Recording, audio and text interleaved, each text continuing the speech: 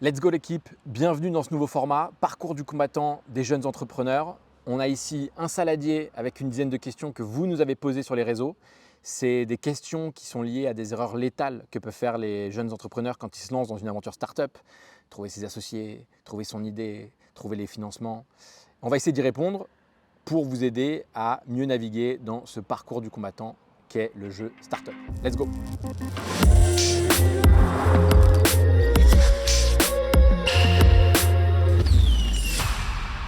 Let's go, on va y aller, le saladier est là, vos 10 questions et je vais y répondre une à une. Alors la première, quels sont les critères à analyser pour savoir si mon idée de startup est vraiment bonne? La première chose qu'il faut regarder dans les bonnes idées de startup, c'est qu'elles partent de singularités, des singularités d'usage, des singularités de persona client, dont on parie sur l'avenir que ça va devenir des commodités. Prenez un exemple, Airbnb a parié à l'époque que la location d'appartements et de villas de particuliers pour l'hospitalité en vacances notamment allait devenir une commodité et peut-être même pour les voyageurs remote une commodité tout au long de l'année. En bref, ils pouvaient disrupter un marché énorme, celui de l'hospitalité, en prenant un usage qui était très niche, qui était certaines personnes qui le faisaient déjà, de louer des appartements de particuliers parfois pour aller en vacances, et en se disant qu'ils allaient créer une plateforme qui part de l'éducation, part du marketing, par un très bon produit, allait commoditiser cet usage singulier. Ça, c'est la première chose. La deuxième, et je vous l'ai dit, le marché de l'hospitalité, Airbnb. Le marché de l'hospitalité, c'est un très grand marché. Airbnb, quand ils ont démarré, ils ont d'abord commencé à commercialiser des matelas gonflables dans des chambres fermées chez les particuliers, dans des villes où il y avait des salons ou des festivals, mais où les hôtels étaient complètement bookés et donc il n'y avait plus de possibilité d'être hébergés. Ils sont démarrés sur une niche d'usage, certes, mais ils ont démarré sur un marché qui est énorme, qui est immense, qui est international, celui de l'hospitalité. Une grande erreur que je vois chez les étudiants, c'est qu'ils ont souvent des idées d'étudiants et ils ne s'attaquent pas aux 5 grands marchés historiques qui sont immenses. C'est ce qu'on appelle les industries éternelles. Renseignez-vous sur Google, mais en très bref, vous avez l'hospitalité, l'éducation, etc. Et enfin, la troisième chose pour évaluer une idée de start-up, c'est de se poser une question fondamentale que très peu de jeunes entrepreneurs se posent, c'est pourquoi maintenant? Pourquoi il y a un momentum pour cette idée, pour la développer? Je vous prends un exemple très concret, Shazam. Shazam, à l'époque de BlackBerry, le hardware et l'OS qui était dans BlackBerry ne permettaient pas de créer une application comme Shazam qui soit fonctionnelle, rapide, peu coûteuse et très fonctionnelle. Il a fallu attendre l'iPhone, un hardware qui était différent, une OS, un operating system qui était différent pour voir naître une nouvelle startup, Shazam, utilisée mondialement. Et il y a une question à se poser, c'est quelle est l'avancée technologique récente ou qui va arriver très prochainement dans le futur, qui va me permettre de développer une solution fonctionnelle alors que ça n'était pas possible technologiquement dans le passé. Que ferais-tu si tu débutais dans l'entrepreneuriat et que tu souhaitais identifier le marché dont tu pourrais tomber amoureux? Alors, la première chose, c'est que je ne me mettrai pas de pression. Si vous n'avez pas encore trouvé l'industrie, le sujet, la technologie ou le marché duquel je pourrais tomber amoureux, d'ailleurs c'est plutôt des problèmes dont il faut tomber amoureux. Je vous ai pris l'exemple d'Airbnb, les fondateurs étaient vraiment obsédés par ce sujet d'un mode d'hospitalité alternatif. Donc ils voulaient régler ce problème. Mais pour tomber amoureux, moi j'ai une petite technique personnelle qui s'appelle la théorie du trousseau. La théorie du trousseau, ça veut dire que quand vous avez un trousseau de clés avec une dizaine de clés, vous allez être devant une porte et tester une à une les clés. Et je ne sais pas pourquoi, l'univers fait qu'en général, c'est dans les dernières clés qu'il y a une clé fonctionnelle. Donc moi, ce que je donne comme technique aux jeunes entrepreneurs qui arrivent avec cette problématique-là, c'est de leur dire, écoute, toutes les semaines, que le sujet t'intéresse ou non, que la problématique t'intéresse ou non, que le marché t'intéresse ou non, tu vas te forcer à être véloce et toutes les semaines à tester une nouvelle idée de projet technologique qu'on t'aurait donné, que tu aurais trouvé sur Internet, que tu aurais copié ou que tu as eu un matin en te levant. Et cette théorie du trousseau, en mettant du rythme, va te permettre, sur un laps de temps, disons d'un an, sur 52 semaines, de probablement trouver quelque chose qui t'anime beaucoup plus que le reste, qui t'obsède, qui t'intéresse beaucoup plus, mais surtout, en général, l'obsession et la passion vient avec des résultats. Et si vous travaillez sur un projet qui prend beaucoup plus vite que les autres, où vous sentez, et c'est extrêmement binaire entre quelque chose qui ne marche pas ou quelque chose qui intéresse vraiment les gens, donc le jour où vous allez tomber là-dessus, vous allez voir qu'aussi naturellement, vous allez 2 fois plus travailler, 2 fois plus y penser, 2 fois plus être obsédé par ce sujet-là. Donc retenez cette technique, la théorie du trousseau, c'est un petit cadeau personnel. Je ne sais pas pourquoi ça fonctionne, mais ça fonctionne. Alors, où mettre le curseur d'effort entre la production, le marketing, les sales, à 1 mois, 6 mois, 12 mois et 24 mois? Sujet large. Ce sujet s'appelle les 365 premiers jours d'une startup. Je vais vous expliquer ce que nous, on fait chez The Quest et qui nous a plutôt bien réussi ces 4 dernières années. On passe en général entre 30 et 90 jours à maturer notre idée, notre idéation, notre vision, en rencontrant un maximum de personnes qui ont travaillé dans l'industrie qu'on attaque, qui ont essayé de résoudre avant nous le problème qu'on attaque, qu'ils aient réussi ou non, ce n'est pas notre problème, on veut juste tirer le maximum de savoir de leurs expériences, rencontrer un maximum d'acteurs, essayer de comprendre de façon granulaire le marché et le problème auquel on s'attaque. Nous, c'est ce qu'on fait les 30 à 90 premiers jours, on affine notre vision, notre thèse sur le marché et la problématique qu'on attaque. Ensuite, après s'être confronté à des clients potentiels, des experts, des anciens entrepreneurs qui auraient attaqué la même chose, on va, avec cette vision, essayer d'en faire un support, une landing page, essayer de rendre réel et palpable le projet auquel on s'attaque, et en tout cas la solution qu'on va proposer au marché, la solution technologique. Et pour ça, on va essayer de chercher directement une dizaine d'utilisateurs, si possible payants, des vrais clients, c'est hyper important. Les gens vont vous dire ah, ce que tu fais, c'est cool, c'est intéressant, mais il y a une vraie différence entre quelqu'un qui est intéressé, qui trouve cool, et quelqu'un qui paye. La carte bleue, c'est un très bon tri.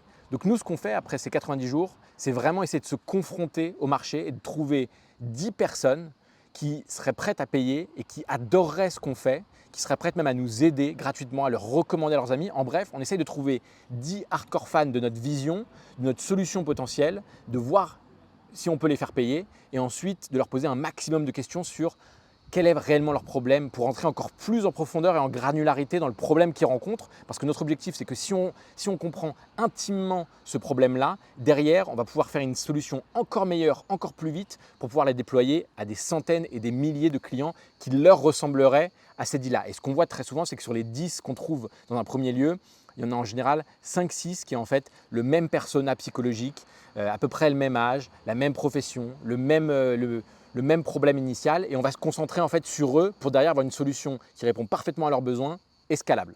Il y a une histoire personnelle que j'adore, c'est celle de Lady Gaga. Lady Gaga, il y a des traces sur internet si vous les recherchez.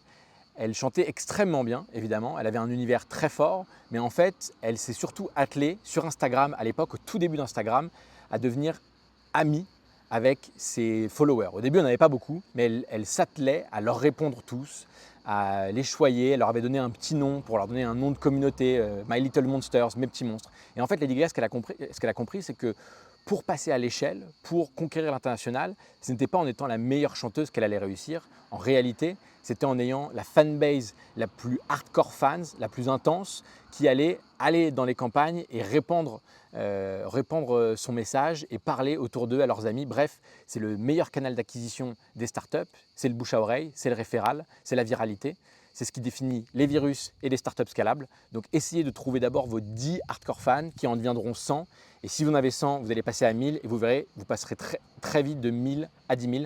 Pour ceux qui ont la référence, malheureusement, le Covid, on ne comprenait pas pourquoi c'était très lent au début et d'un coup, on avait une exponentielle qui, en une dizaine de jours, arrivait à se répandre dans toute la France. Les startups, c'est exactement la même chose. Quand vous avez une solution technologique scalable, c'est lent au début, il faut faire de la user research, il faut bien comprendre granulairement, intimement son problème, mais après, si vous avez la bonne solution, ça explose et très rapidement. Dois-je me faire accompagner par un startup studio pour me lancer? Alors, je vais évidemment prêcher pour ma paroisse, pour The Quest. On est un startup studio qui est spécialisé dans les profils 17-27 ans, très jeunes, beaucoup d'énergie, drop-out, geek, nerd, etc. Mais ce n'a pas été un choix hasardeux. En fait, on s'est inspiré de 2 ou 3 cas d'usage qui sont très connus dans la Silicon Valley. Si vous prenez par exemple Mark Zuckerberg, il a en fait été mentoré par 3 entrepreneurs de renom. D'abord, Peter Thiel, qui a été les premiers à leur donner un chèque de 100 000 euros, comme nous on fait. Peter Thiel, c'était le fondateur de PayPal. qui l'a mentoré, qui l'a aiguillé, qui lui a évité des erreurs létales, qui l'a protégé en somme. Et c'est ça notre rôle avec The Quest en tant que Startup Studio. C'est bâtir pendant 12 à 18 mois de 0 à 1 et éviter toutes les erreurs létales que les jeunes entrepreneurs, même s'ils sont extrêmement brillants, extrêmement intelligents, vont forcément rencontrer et très souvent tomber dans ces pièges. Avoir des cofondateurs avec des valeurs et une ambition alignées, c'est une erreur que je vois tout le temps. Des jeunes qui s'associent avec le premier copain qu'ils ont rencontré dans leur classe, ils n'ont pas les mêmes valeurs, ils n'ont pas la même ambition, ils ne sont pas prêts au même sacrifice. Bref, c'est un exemple parmi les dizaines que vous pouvez rencontrer les 12 premiers mois. Et Peter Thiel, ce qu'il a fait avec Mark Zuckerberg, c'était justement ça. Il y a également eu Sean Parker de Napster qui a épaulé Mark Zuckerberg. Et enfin, ça se sait assez peu, mais Steve Jobs a énormément aidé Mark Zuckerberg. Et nous, c'est ça notre vision avec The Quest, c'est de créer une structure qui apporte à ce mentorat, cette aide, mais qui surtout évite un maximum d'erreurs létales sur les RH, la cofondation, la culture d'entreprise, les prototypages, trouver les bons clients, adresser le bon problème, avoir la bonne vision, trouver et trier les bons investisseurs qui vont être en fait derrière, pas que des investisseurs, mais aussi des actionnaires et des cofondateurs. C'est ça notre métier. Donc oui, ma question, elle est ma réponse, elle est assez directe. Je pense que les très jeunes entrepreneurs singuliers qui ont énormément d'ambition ont énormément d'intérêt de travailler avec un startup studio comme The Quest. Cinquième question. Alors, je veux lancer un projet tech ambitieux, sans réseau ni diplôme. Comment gagner la confiance des collaborateurs? Alors déjà, c'est une bonne question parce que tu n'as pas dit comment gagner la confiance des investisseurs. Les investisseurs, ça vient plus tard. Tu as dit collaborateurs. Collaborateurs, c'est quoi? Si je comprends bien ta question, c'est d'abord des cofondateurs. Ensuite, peut-être des employés, parce que si tu as des clients, tu auras de l'argent pour payer des employés. Et enfin, pour accélérer, et seulement pour accélérer, des investisseurs, VC, Business Angel, etc. C'est une très bonne question parce que ça oblige à se poser une question que les jeunes entrepreneurs se posent très peu, c'est quelles sont mes cartes? Quand on arrive à une table de poker, on a soit une paire d'as, soit une paire de 2. Et dans ton cas, tu n'as pas de diplôme, tu n'as pas d'expérience, donc tu as une paire de 2. Comment faire pour que tu transformes cette paire de 2 en une paire d'as? Tu vas devoir évidemment compenser par énormément d'intensité, énormément d'énergie, parce que c'est la ressource que tu as actuellement, c'est de l'intensité et de l'énergie. Il va falloir que tu prouves en adressant le bon problème, avec le bon momentum, en imaginant la bonne solution, avec le bon momentum technologique. Il va falloir trouver les bons cofondateurs, construire une équipe où on sent le liant en termes de valeur, d'intensité et d'ambition, parce que ça, les investisseurs plus tard vont le sentir. Mais quand on n'a rien, pour trouver d'abord des cofondateurs, puis convaincre des employés, puis convaincre encore plus tard des investisseurs, il n'y a pas de secret, il faut des résultats. Il faut même deux choses. Il faut des résultats. Il va te falloir des clients, de l'usage si tu fais un réseau social, des gens qui sont hardcore fans de ta solution, parce qu'en fait, tous les humains sont un peu moutonniers. Et si tu arrives en disant j'ai une idée de startup, mais je ne l'ai pas démarré, j'ai besoin de toi, c'est pas très sexy. C'est comme de la drague. Par contre, si tu dis j'ai cette idée de startup, j'ai commencé à la développer, je commence à avoir quelques clients, ils sont complètement fans, tu vois bien, tu as mis ta belle chemise et là, tu es beaucoup plus sexy sur le marché. Donc ça, première chose, des résultats, ça va attirer tout le monde, des cofondateurs, des employés, des VC qui vont être tout simplement excités par les premiers résultats que tu as toi-même été chercher. Et ça, c'est attirant. La deuxième chose qui est très corrélée, en fait, c'est savoir embarquer les gens en leur vendant une vision. Alors ça, tu peux te former au storytelling, apprendre à raconter des histoires aux gens. Mais le meilleur conseil que je peux te donner, c'est si tu mets beaucoup d'énergie et beaucoup de passion dans ce que tu fais, naturellement, comme un aimant, tu vas attirer à toi d'abord des cofondateurs, puis des employés, puis des investisseurs. Donc voilà tes cartes, beaucoup d'énergie, beaucoup d'intensité, beaucoup de passion et des résultats. Faut-il obligatoirement avoir une chemise à fleurs pour réussir à créer une start-up de qualité? Eh bien non, heureusement. Non, plus sérieusement, c'est plus les valeurs de The Quest, c'est d'être détendu à l'extérieur, mais très concentré et très énervé à l'intérieur. Donc faut pas se fier à la tenue, à l'accoutrement. C'est juste qu'on aime bien kiffer. Là, d'où je tourne cette vidéo, on est en séminaire pendant une semaine avec une vingtaine d'entrepreneurs de The Quest. On est à Cannes dans le sud, on fait des séminaires comme ça à peu près tous les 2-3 mois. Donc on sait que les startups c'est important, mais que le chemin et l'aventure l'est tout autant et qu'il faut, même si on travaille très très dur, arriver à kiffer très très dur aussi. Donc c'est un peu le symbole de cette chemise, c'est qu'on peut être détendu à l'extérieur, mais très concentré à l'intérieur. Septième question, comment identifier sa zone de génie? Alors déjà, il faut repartir de la définition. Une zone de génie, c'est quelque chose que vous maîtrisez avec excellence, de façon bien supérieure à la moyenne. C'est quelque chose qui est naturel pour vous, qui ne vous demande pas d'effort. Et on en a tous une, quelle qu'elle soit. Elle n'est pas forcément adaptée au jeu startup, ça c'est vous qui le découvrirez en chemin, mais en tout cas on a tous une zone de génie, ça c'est une croyance très forte qu'on a chez The Quest. La première chose que je veux vous partager, c'est qu'à l'âge où vous avez, où vous regardez cette vidéo normalement, ne vous mettez pas de pression. Restez curieux, voyagez, faites plein de side projects avec des copains. C'est le meilleur moyen pour qu'il vous arrive de très belles choses dans la vie, que vous découvriez votre zone de génie, mais aussi vos cofondateurs, vos amoureux pour le très long terme qui seront les bons, que vous découvrirez le bon marché duquel vous tomberez amoureux, etc. Ne vous mettez pas la pression, restez curieux, faites un maximum de choses. Vous êtes à l'âge où il faut s'amuser, vous avez du temps et votre cerveau, votre plastique cérébral est encore très malléable et absorbe beaucoup d'informations. Donc profitez-en pour apprendre un max de choses, soyez curieux. Maintenant, pour découvrir votre zone de génie, il y a une question que vous pouvez poser qui est extrêmement simple. C'est une question simple qui est: quelle est la chose qui est pour le reste du monde est considérée comme du travail et que je ne considère pas comme du travail, qui pour moi n'est pas un effort, qui est très simple et qui est extrêmement amusant. En général, cette chose-là, c'est la chose où vous allez devenir plus fort que la moyenne pour plein de raisons. Vous allez être beaucoup plus résilient parce que vous vous amuserez beaucoup plus, que ce ne sera pas désagréable, etc. Donc posez-vous cette question: qu'est-ce qui pour vous n'est pas du travail, alors que pour le reste de la société et les gens qui vous entourent, c'est désagréable. Alors, question pas facile, je suis rentable, mais j'ai un trou de trésor sur les 6 prochains mois. La banque ne veut pas me faire une ligne de crédit. Que faire? Le meilleur conseil que je puisse te donner, c'est de te former à une chose à laquelle les étudiants se forment très peu et qui leur fait beaucoup défaut, c'est la finance.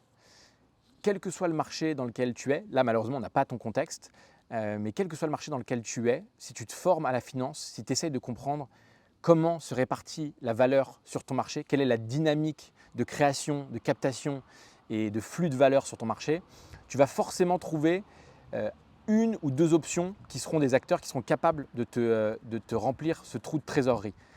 Si la banque t'a dit non, il peut y avoir plein de raisons. Tu peux être trop jeune, tu peux ne pas avoir d'associé, tu ne rentres pas dans leur barème. Il y a plein de raisons. Mais les banques, en tout cas, suivent très rarement, si ce n'est jamais, les startups. Donc il va falloir que tu t'adresses à d'autres marchés.